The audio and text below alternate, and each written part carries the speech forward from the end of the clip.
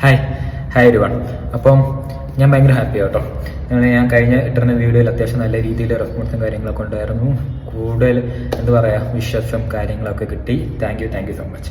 അപ്പോൾ അതിൻ്റെ ഇടയിൽ നമ്മുടെ ഒരു കൂട്ടുകാരൻ ചോദിച്ചൊരു ചോദ്യമാണ്, ബ്രോ നമുക്ക് ജിമ്മിൽ വർക്കൗട്ട് ചെയ്യാൻ നേരത്ത് as A beginner push pull leg ആണോ നല്ലത് അല്ലെങ്കിൽ ബ്രോ സ്പ്ലിറ്റ് ആണോ നല്ലത്?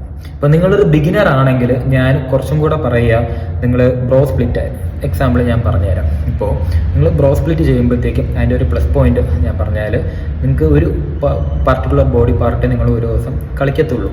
ഓക്കെ, മിക്ക ബ്രോ സ്പ്ലിറ്റ് എന്ന് പറയുമ്പോഴത്തേക്കും ചെസ്റ്റ്, പിന്നെ അടുത്ത ദിവസം ബാക്ക്, പിന്നെ അടുത്ത ദിവസം ഷോൾഡർ, പിന്നെ അടുത്ത ദിവസം ലെഗ്, അങ്ങനെ പോകുന്നതാണ്. ഓക്കെ, അപ്പോൾ നിങ്ങൾക്ക് ഒരു പ്ലസ് പോയിന്റ് എന്തെന്ന് പറഞ്ഞു കഴിഞ്ഞാൽ, ഇപ്പോൾ ഒരു പർട്ടിക്കുലർ ബാക്ക് ലാറ്റ്സ് എടുത്തു കഴിഞ്ഞാൽ നിങ്ങൾക്ക് ലാറ്റ്സ് മാത്രം ഫുൾ ആൻഡ് ഫുൾ ഫോക്കസ് ചെയ്ത് ഫുൾ ആൻഡ് ഫുൾ ഹൈപ്പോട്രോഫി കൊടുത്ത് ഫുൾ ഓഫ് മോഷൻസും കാര്യങ്ങളൊക്കെ എല്ലാം കൊടുത്ത് നല്ല രീതിക്ക് ബാക്ക് മാത്രം ഫോക്കസ് ചെയ്ത് നിങ്ങൾക്ക് വർക്കൗട്ട് ചെയ്യാൻ പറ്റും.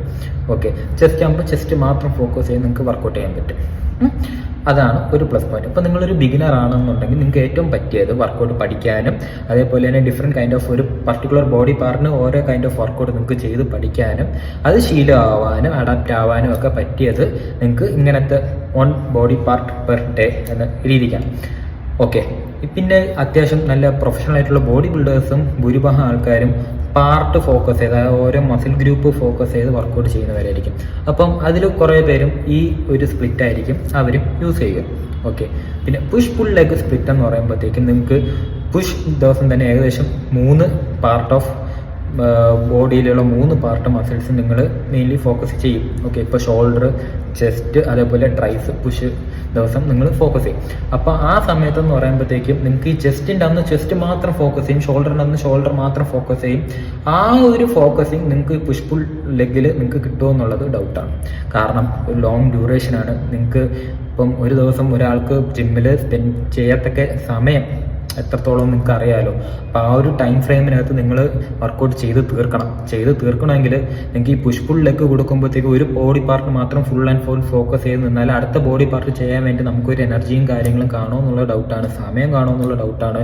പിന്നെ ഇത്രയും നമ്മൾ ഇൻറ്റൻസിറ്റിയിൽ ചെയ്യുമ്പോഴത്തേക്ക് അതിൻ്റെതായ കാര്യങ്ങൾ നിങ്ങൾക്ക് അറിയാം. ഓക്കെ, അപ്പോൾ ഇതൊരിക്കലും തെറ്റായ രീതിയല്ല. ഇപ്പം നിങ്ങൾക്ക് ഹൈപ്പോട്രോഫി പ്ലസ് സ്ട്രെങ്ത് ഗെയിനിങ് ആണെന്നുണ്ടെങ്കിൽ പുഷ് പുൾ ലെഗ് നല്ലൊരു സ്പ്ലിറ്റ് ആണ്.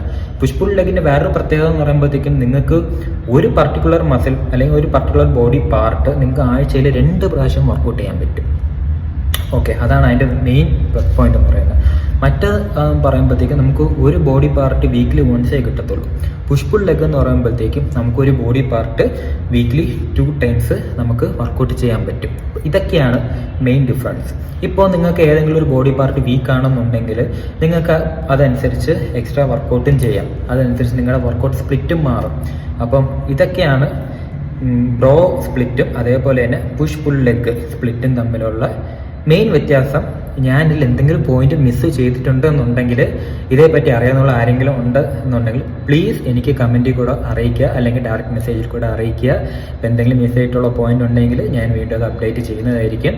ഓക്കെ, അപ്പോൾ കൂടുതൽ ഡൗട്ട് നിങ്ങൾക്ക് നിങ്ങളുടെ ജിം ബ്രോയിൻ്റെ അടുത്ത് ധൈര്യമായിട്ട് ചോദിക്കാം. എനിക്ക് അറിയാവുന്നുള്ളത് ഞാൻ നിങ്ങൾക്ക് പറഞ്ഞു തരും.